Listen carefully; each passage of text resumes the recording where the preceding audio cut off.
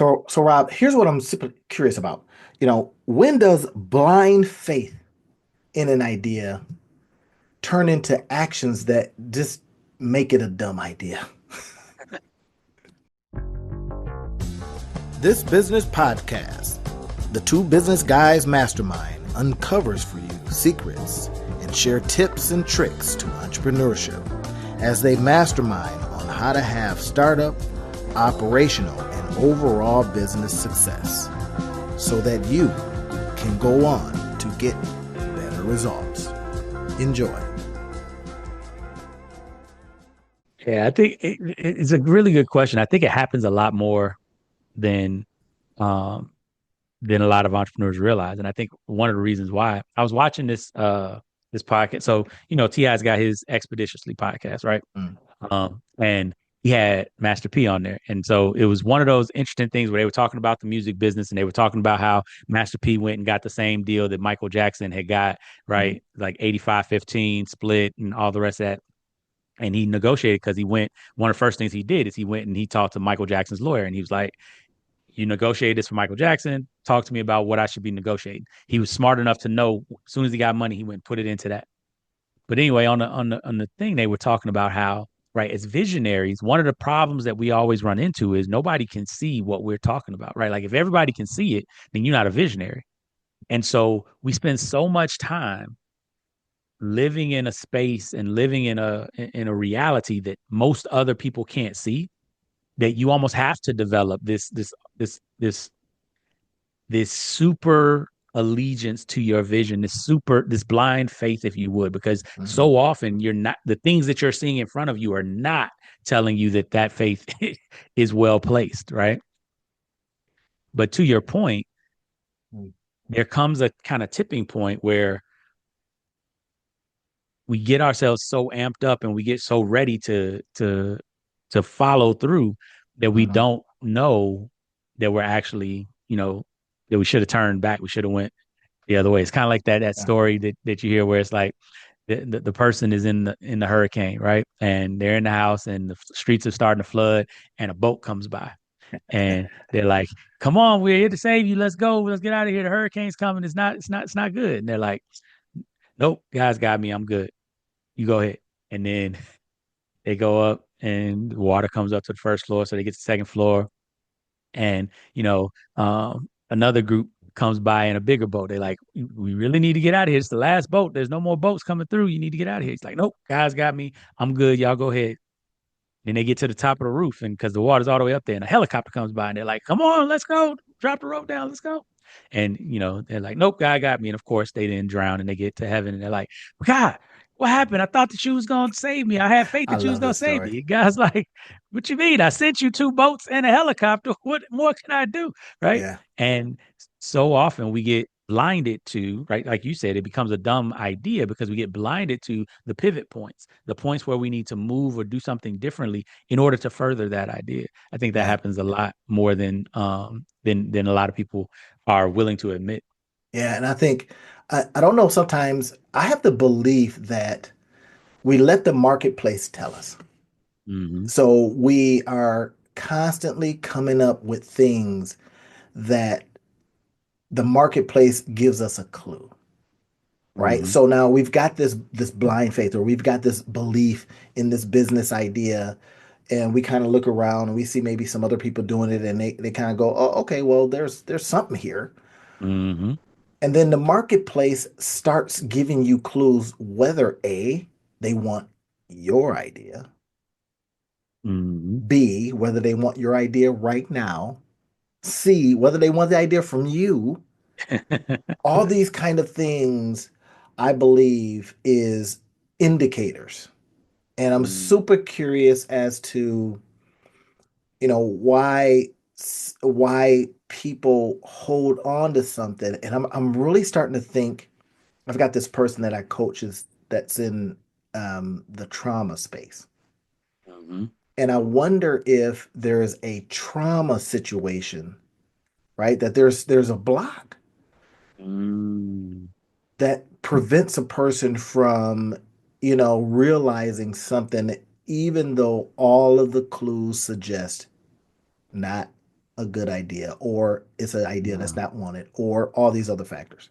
That And is I'm just definitely wondering it. about that. I was just reading this book. I was telling you about the Hidden Brain Hmm. episode that I was listening to. Hmm. There's a guy by the name of, hold on, let me look it up here. Um, is Dr. Brad Klontz, Klontz, and he's written a book called Mind Over Money. And like he's a psychologist, and one of the things that he does is he counsels people on kind of their money mindset, but Hmm. he comes at it from a psychology perspective. And one of the things that he talks about is in this book Mind Over Money, it says overcoming the money disorders that threaten our financial health. And he Ooh, talks about money disorders. money disorders. Exactly. He talks about the different money stories that we tell ourselves that are responses to kind of trauma that either we suffered Hmm. or our or our parents or our Hmm. grandparents suffered. And so Hmm. he tells a story of how his grandfather had grown up during the Depression. And the during the Depression, for those of you all who don't remember, that there was a run on the banks during the Depression. Hmm. Banks, like, you had your money in the bank, and then all of a sudden there wasn't any money in the bank. Like FDIC, when you see that in Federal Deposit Insurance Hmm. Company, like that came about because of this, and that's why Insurance, yeah. banks are insured up to $250,000 and all the rest of that type of stuff because of what happened during the Depression. But this his grandfather never trusted the banks again, and so grandfather never put money in the bank, Hmm. right? At all. And then the mother grew up with that as well and didn't put money in the bank. And so then it got passed down. But what that did is it also made it so that they didn't learn how to invest. They didn't learn how to use financial instruments. So they made money, but they always stayed at this level because they couldn't actually have their money go work for them Hmm. because of Hmm. that trauma from back then. And what he talks about is basically we have these mental scripts, these mental stories that we tell ourselves about certain things. And those scripts then color how we see the world. And this is one of the things I talk about in courageous communication, right? When we talk about unconscious bias, there are things that are like, glasses that we have on that only allow us to see certain things. So, if when you got sunglasses on, you cannot see, right? The color purple when you got Hmm. sunglasses on, because normally there's a yellow that's blocking that out. So it doesn't look purple because most sunglasses are amber shade, right? So I think you're onto something there when you talk about how people, are responding to trauma. And right, a lot of the trauma, again, this is what we go back to. Being an entrepreneur is a lonely spot. Like you're often believing some people like, why are you trying to do that? Like why is doing good at your job not enough? Why do you got to go do that? Why do you got to work all these hours? Like there's a lot of that we Hmm. have to that we deal with. And so it's almost right undermining ourselves to think that maybe this isn't going to work or maybe I need to do this differently. That's what it feels like Yeah. for a lot of Yeah. entrepreneurs. It's like, what's inspired me, what continues to inspire me is more of the journey than the Mm-hmm. result, than the end Yeah. point. And Yeah. that for a long time, and it's, out of this podcast and talking with you, every week has gotten me thinking differently Mm-hmm. in that, whereas Me before I was too. like, oh, I'm going to do all the work. And then it was like, Mm-hmm. to what end? To get a whole Yeah. bunch of skills? Then what? To then trade those skills to help somebody else? And then what? Yeah. So now you're busy as heck again, kind of a Mm-hmm. deal. Mm-hmm. Versus, hey, leverage. And I watch how anytime you build something, this is what I know. Mm-hmm. There's a team. You'll be go, well, Mm-hmm. my, Kara, this person. I get an email from somebody. I'm like, who is this person? Mm-hmm. Because you set in motion the Mm-hmm. if it scales, we can scale. Yep. Right now with these entrepreneurs, some entrepreneurs that I have been coming into contact with, and I've just been kind of asking a question: is there something deeper that's keeping them from seeing what's right there in front of them? Yep. Ex- it's like if somebody came to me today and says, "Hey man, VHS is making a comeback, so I'm going to start we may have said this before. I'm going to start a VHS tape business, and I did this in a coaching, a live coaching workshop just recently. And I says, no, you're not. Right. And that's very often do I tell a person, no, not that. I often will say, well, let's figure out how. Yeah. Now, but then what I had to do was in the room of, like 24 people, I Hmm. had to say, okay, well, what's on VHS tape? Hmm. I had to dig in there, and it was like, well, Yeah. music or whatever it is. And I usually Hmm. use 8-track tape, but I started working with people that didn't know what an 8-track tape was, so I was like, okay. But they kind of got VHS, right? Yeah.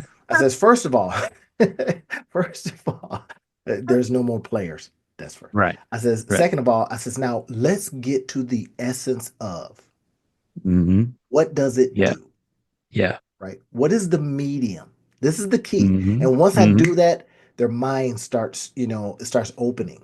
Let's So I got get a to what the question for you. medium is. I got a question for you because you've coached, you know, Lots of people. thousands of entrepreneurs now. And one of the things that I noticed that I'm wondering like how you deal with it when people are stuck in that spot where they can't see what they can't see, right? Like they literally don't know. They're unaware of what they don't know. What have you seen have been some of the kind of success stories of people that have pivoted that you've coached? Like the people that Mhm. they were going one way and then they try to go. Because I know you've told me off camera, we've talked about a number of them, but just talk about a couple of stories of people who you helped them to see they needed to pivot. They did what you told them to do, and then it really transformed their business. Oh man, there is one specific person that I had to, and they told me, again, this is a person that's in the trauma space, right? And we may have talked a little bit about it before. And the approach that they were taking to how they were presenting a very popular idea Mm-hmm. was wrong. And I literally had to say to them, your ladder is up against the wrong wall, Mm-hmm. right? Literally. And I says, now, Mm-hmm. with that in mind, don't climb. Mm-hmm. With that in mind, don't climb. And I could tell you, here's where the success comes in because every week she's sending me a note that says, oh my gosh, she says, I know you don't like to hear praise and stuff like that. I says, no, I'll take it. Because I needed it that particular week, right? Because I had all Mm-hmm. these other entrepreneurs that was like, I don't believe you. Okay. So, and she put it up against the right wall. So in other words, she start approaching her level, her distribution. This is almost the Mm-hmm. lesson that come through everybody y'all hearing this part is that Mm-hmm. okay, ladder up against the raw wall is metaphor for the idea might be okay, but how you're Mm-hmm. delivering the idea is not. Mm-hmm. So Mm-hmm. let's put it up against something that will help accelerate the idea. So she did that. And then I literally and I sometimes when I'm coaching, you got to be careful. You can go, well, let me just go throw the football for you, right? Or you could go, football season. I said, Yeah, yeah, yeah. just throw it to the left. That person's going to be there. Trust, right? They'll catch it. Mm-hmm. Okay, great. Mm-hmm. And Mm-hmm. you do that. Next thing you know, touchdown. So I literally gave her some very specific things to do. Mm-hmm. Why? Because here's what happened. I noticed as I started doing the research, I saw that the what she was doing although Mm-hmm. wrong up against wrong wall, the undercurrent of the idea was good and Mm-hmm. solid. Mm-hmm. Solid, right? It I was a think, need. People wanted it. People were searching for it. The whole thing. yeah, She put yeah. it up. She told me, and like I say, we may have kind of, talked a little bit about this, but she says, I'm having the best year ever. Not this particular year, but the best year. Mm-hmm. The year I'm that we're going, having right. the best. She says, all I had to, she says, and I didn't even believe you. Seriously, she said it like that. Right. She says, I having done all these different things, and she has started and tried all kinds of businesses, Mm-hmm. MLM, all kinds of. Mm-hmm. And I says, listen, but once you start seeing success, all the other stuff is gonna work. Watch. That part. That part. It And was literally like that. I think that the point that you just made there and the thing that I'm pulling away from it, and I think that this is why this has been so helpful, right? Us meeting because the funny thing is we were meeting like this before we started the podcast, and then we put it on the podcast so y'all can see. But the, the fact of having somebody that you can go back and forth with, I think, is so powerful. It's so important because I know even for me, there have been it has been like beating my head against a wall, right? trying to go fast Yeah. on certain things that you just don't go like it's not a fast way of doing it. There's certain things that you have to do when you're doing your market research, when you're doing your Hmm. product market fit, building that process. And it's not slow, right? You're getting it all done. It's in a month. You're making things happen. You're doing stuff, but it was slower than I wanted it to be. Hmm. And I didn't understand how to farm as you talked about, right? Because I was so used to hunting and gathering. Like I go Yeah. and I get something, I go and I make Yeah. something, I go and I still sell something, I go and I do something. And it took me a lot of time just watching and hearing and batting, shooting ideas back and forth and everything to really develop the temperament to be able to hunt and to be able to say, okay, here's what I'm building, here's the first steps, here's the next steps, here's the steps after that, and then work the plan and be consistent. And the funny thing about it was, it's a skill set that I already had. Yeah. I just didn't know how to apply it to this, right? Gone to school multiple times, right? Every degree program is this skill set. It's here's what your degree is. You got this many semesters. You got this much, right? I've done it a bunch of times, but with business, I think the thing that I learned was I was always sure that I was going to graduate if I just did the Yeah. work. Yeah. A With belief. business, you can get caught up in the Instagram and in the LinkedIn and in all the Vanity glitz and metrics. glam of Hmm. believing overnight successes. And it took me reading and listening to a whole bunch of overnight successes, but then digging into their actual stories and being like, oh, this is their fourth business that they started. Right. And A 10-year this overnight one, success. Wait a minute. exactly. And it's just like recognizing that, realizing that, and being comfortable with the journey. I think to your point, you were there for that client that you had, so that you were able to tell her your things against the wrong wall. But it's worked. Everything else looks good. It's going. And so having that person, having a mentor, having that, I mean, and not just a mentor, because I've had mentors before that couldn't actually mentor me in what I was doing right now. They Hmm. mentor me in Hmm. like life or Yeah. different Yeah. things, but couldn't mentor me in this. Yeah. So what do you think about that? The power of kind of coaching and mentorship in that space? So the biggest thing for me in this case, and why I was even willing to, just to kind of lay that on her is because I saw the work ethic. And I told her, Mm-hmm. I said, listen, the reason why I was very confident that if you just did this, it would work is that your work ethic is like no other. She Mm-hmm. would, and there's some things, some very specific things that I don't want to say here that Mm-hmm. because I mean, she almost was starting from zero for, a variety of reasons. She Mm-hmm. started from zero. So Mm-hmm. just watching how she was doing it and the fact that she wasn't saying, well, I don't have a place, I don't have a computer, I don't have this. And the fact that she did it anyway showed me that she had work ethic. Nice. So that work ethic combined with the ladder up against the right wall, then you're going to climb well. And when you get up to the top, you're gonna go be like, "Are you kidding me?" All I had to do to see what I needed to see was put my ladder up against the right wall. Now that's metaphor, Yep. everybody, for having the right business at the right time up against the right opportunities. Da da da. Yep. And Yeah. bro, she is seeing significant growth in her business, generating revenue stuff, right? Because I kept telling Mm-hmm. her, I says, wait a minute, you're doing a lot of wrong wall stuff, right? Activities, Mm-hmm. and they're not pulling back or they're not giving you the income or the indicators Mm-hmm. that this is the right spot. And I says, now, again, this is a case where on one hand, I got an entrepreneur that's like, well, I'm just going to keep putting it up against the wrong wall and then fight me about it, kind of a thing. Okay. Mm-hmm. And then this one right here would say, I'm just going to do what you say. It started working and she doubled and tripled down. And now that's working in a Mm-hmm. very expected manner. I says, now these other things that you were doing, some of the things that although wrong wall, the activities you go, okay, I say, yeah, okay, I see what you're doing. Now they're working. Mm-hmm. And it's almost like somebody said this. They said, once you see a flame, then pour the gas. Yes. So make it with kindling. It was crazy. Make it, and now you get it though. Make it with kindling. If it works, if it sparks, once it Mm-hmm. does, then pour the gas to it, right? That's the Yeah. ads, that's the blah blah blah, all these different things.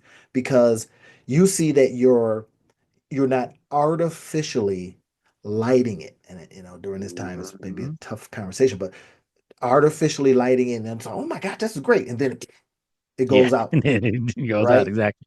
Right. It's So got to get to the point where it's it's sustaining itself. And I think that, I was just watching a Alex Hormozy video the other day, and he was talking about entrepreneurs. Um, there we go. I think we might be my mic had went out for a second, but I think so many entrepreneurs will get stuck because they get into the cycle of go get leads, make sale, person finishes, go get more leads, make sale, person finishes using the product. And it's like you got to get to the point where go get leads, make sale, person finishes product, person refers. So now they're yeah, giving you leads. right. And now You you've got a made it flywheel. to the point where the product sells. It doesn't necessarily sell itself, but it definitely markets itself. Yeah, that's what I don't know how to say it. Brian Hannigan, something that of a HubSpot talked about. I remember watching one of his videos years ago, and he said that he said, I don't believe in funnels. He said, I believe in flywheels. He said, Mm-hmm. because people fall out of a funnel. I was Yeah. like, ooh, that's good, bro. Right. And I remember writing notes on his talk. This is before he had Yeah. his big accident, his skiing Mm. accident. Oh And wow. so if you are creating a flywheel kind of business, right, the more it spins because someone's on it, the faster it Momentum. goes. Yep. And then it just keeps just spooling off, opportunities and after opportunity for you. And that stuck with me, even though I build a lot of funnels. I'm trying to get people to flywheel status, right? And I think this is Exactly. what I'm noticing with this entrepreneur that I was coaching, that I still coach. And the flywheel is just starting to spool off all kinds of opportunities now.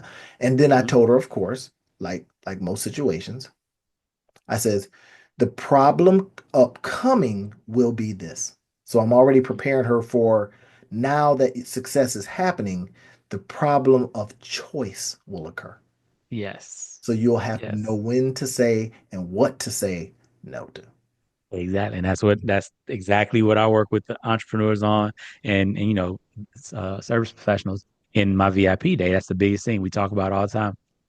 There's a point where you are trying to answer the question, what can I do? What am I Mm-hmm. able to do? What am I Mm-hmm. capable of? And then there's a point where you get to the to have to answer the question, what should I be doing? Oh, that part. And that's a whole different skill set. And seeing around a corner like that, I was listening to the MFM guys, and they were talking about um, their level of understanding how big a thing could get was basically tiny, miniature, compared to some other cat. They was like, some other guys, we could not even fathom that this thing would be a, 300 percenter. So Mm-hmm. something recently just happened, and I was like, how did this person know? Is this some insider trading stuff to bet on this? And he made $20 million in like 3 hours. Mm-hmm. Some Yeah. stupid Yeah. number Yeah. No, on it on makes and I'm not perfect gonna sense. go into specifics, but on a bet, on Yeah. a not a oh, this is a fight. No, I says this dude, and I literally went on some GPTs and says, how did he know? Well, combing the information, having an idea that Yep. this it was a meme coin would go up 4,000%, Yep. and they bet Yep. $1.1 million that it would Mm-hmm. rise. There you go. Right. So now, And of course, the but short sellers they bet like that too, right? It says I think this is exactly. going down. Right. But they lost. 20 The million, crazy bro. thing 20 about it million is dollars. it's not a bet when you are operating with different information, right? And so there's a game, Robert Kiyosaki created a game called Cash Flow. And one of the things we play with our kids every once in a while, we play with, and when we have people come over, because it really teaches you about money and income statements and profit and loss and all the rest of that. But one of the things that's really key about the game is the more times you play the game, the better you get it, all the faster the Mhm, game. And mhm, there's a huge kind of learning curve. So that, for example, there are a bunch of different stocks that are cards that pop through there. Mm-hmm. Once you've played the game enough times, you know exactly what a good stock price is and a bad stock price is. You know where it is in the cycle. You know how many cars. Like there's you can get so familiar with it, like Warren Buffett is, that you know what a good company is and what a good priced company is and what a bad priced company is. And then there are those no brainer priced companies. So like there's one stock in the game where its normal trading range is anywhere from $5 to $40 Mm-hmm. as a trading range. But Mm-hmm. once you've played the game enough, you know that it also has a card in there where it trades at $1 a share, and there's another card in there where it trades at $50 a share. Mm-hmm. Now, those are rare. You only see there's one of each. But even if you get it at five, you're still making 8 times your money if you go from 5 to 40. So Yeah. it's a decent card, but you know which ones those are. But you only know that if you played the game enough so that you can be anticipating it. That guy that See. you saw that was making that bet, it wasn't it wasn't a gamble. He was anticipating what everything was saying. And it's just like Deion Sanders used to talk about this. He didn't get interceptions because he was lucky. He studied film. He knew what it meant when the quarterback did XYZ or when they were set up in this. And so he knew to sag off and make it look like he had got beat because that's the way to get him to throw. And then he would get him to throw and he knew where to be. It was, Mm-hmm. it looked lucky to everybody that hadn't studied as much as he had studied. See that part, man. And this is where I think when I started thinking about the entrepreneur that has this blind faith, when you can look at it and go, I don't think that's going to work. They may or may not have, and this is, I think, sometimes what I call, or what is called, the curse of knowledge, right? I think the Heath brothers talked about, wait a minute, am I thinking Heath? Dan Chip, Yeah, I yeah, it know is it's, Heath, right? yeah, yeah, Your yeah, people, your yeah, folks. So they exactly. talked about that curse of knowledge, right? When you just kind of know what you know, and you don't understand why nobody else knows this. So you're kind of Mhm. looking around like, don't y'all see the holes in this boat? You know what I'm saying? Right. So the curse of knowledge. So I have to always, always, always incorporate that and think, is Mhm. it because you've Mhm. got years of experience in this play? And then to what degree of influence and or persuasion, right? And I want to end on another this friend of mine, colleague, asked me to kind of like coach her son and stuff like that, right? Again, it's a couple Mhm. times where his ladder's up against a raw wall, but he's got so much youth and enthusiasm that you can't tell him. I literally wrong wall, next one, wrong wall, and then so I finally see one that I go, now it's up against the right wall. But Mhm. now you're getting ready to apply bad principles and go too slow. Yep. The moment, and I mean, and one of the other things I suggested to him, I says, you just need more. You just Yeah. need more tries, so you can get your discernment. I said because nobody that is in your age is doing this, Yeah. right? They're out, trying to find a ball to kick or whatever, Mhm. Mhm. and whatever. I says, but you by the time you're X, right, before you even get out of your teen years, if you continue to try different things, suffer the frustration of, wrong wall, wrong wall, wrong wall, and then on the Yeah. 30th wrong wall, Yeah. you go, now I can identify, to your point, I can identify what Mhm. is potentially a right Yeah. wall. Yeah. One of my favorite quotes is the master at anything has failed more times than the novice has even tried. See, man, that can't go understated. Mhm. And if y'all heard this, you should just send this video to somebody based on that, right? And wherever you are in your entrepreneurship journey, understand that and create an environment where you can go off and try things. Right now, if it's a one thing, because some people are like, focus and focus for results and, the one thing and all these kinds of stuff. I says, well, okay, well, do that one thing very, very quickly Mhm. Mhm. so that it starts giving you information. And if all the information points to this is a potential bad idea, badly timed idea, whatever, Mhm. pivot. Yeah.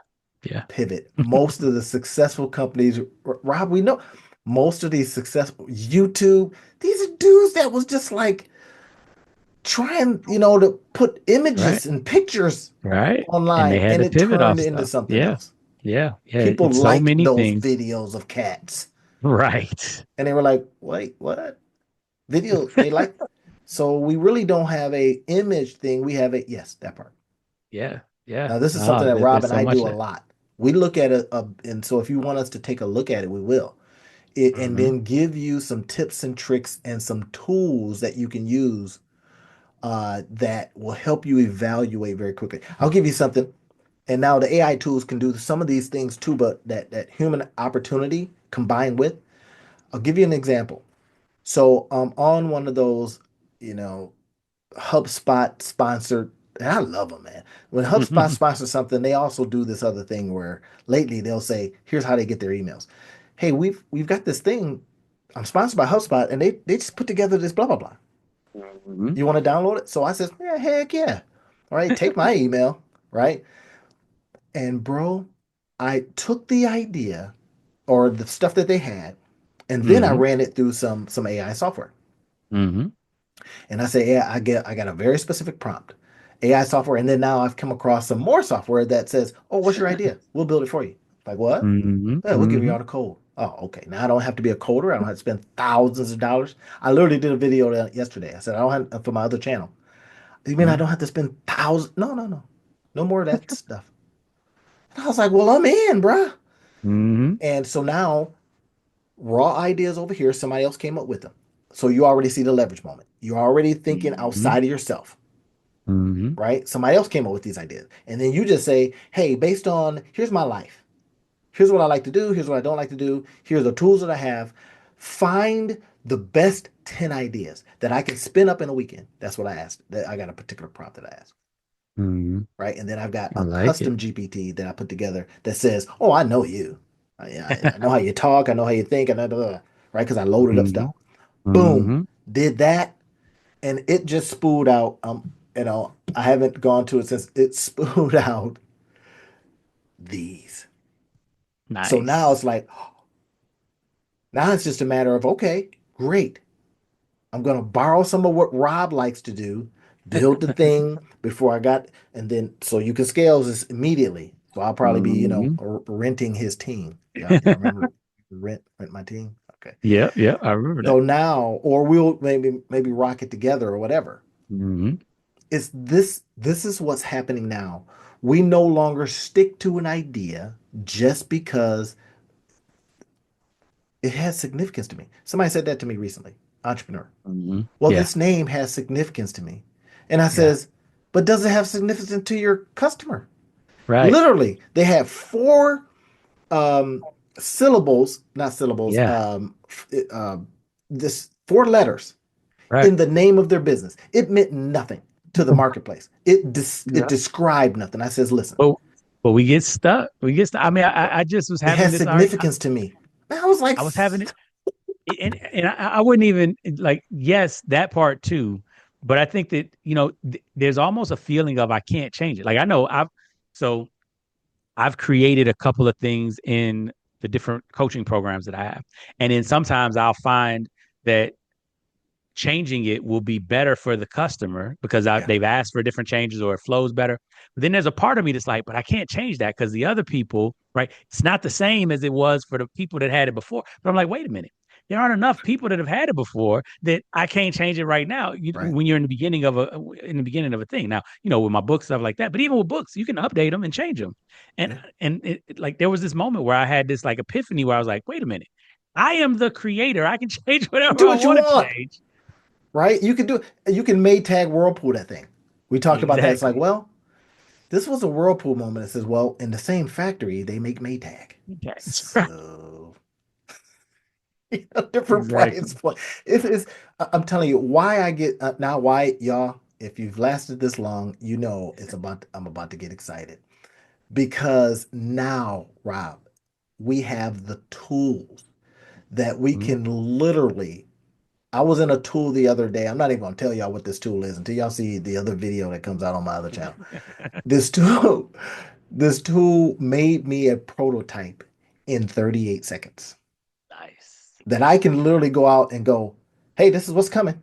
And people go, oh, Hmm. shoot, I can't wait. Sign up today.